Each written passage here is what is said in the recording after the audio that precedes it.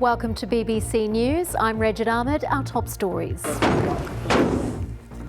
A new offensive against so-called Islamic State is set to begin in the Iraqi city of Mosul. We're on the front lines.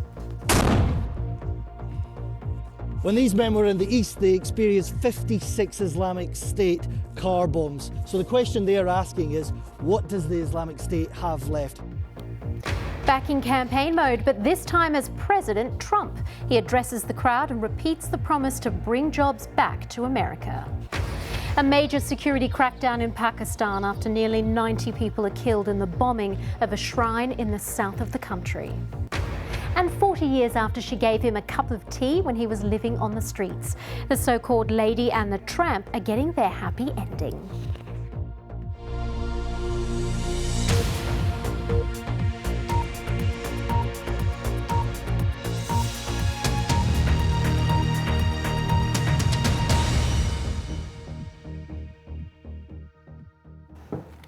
Hello and welcome.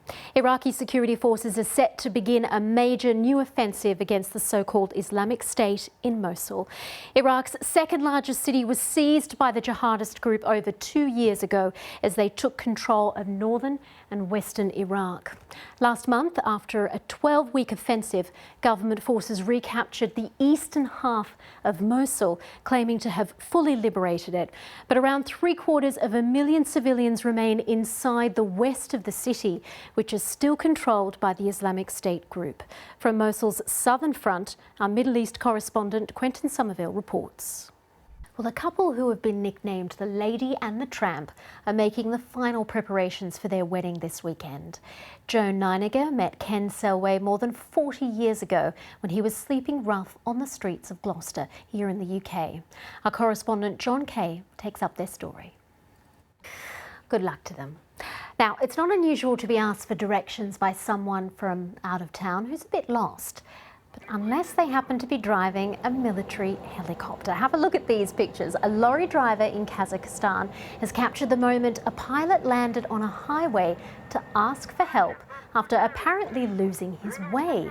The pilot asked how to get to a city in the northwest of the country, much to the amusement of the two lorry drivers. Now, the country's Ministry of Defence said the pilot had been taking part in a visual orientation exercise when he lost his bearings, and you can see him there taking off after he's presumably got some directions that he needed.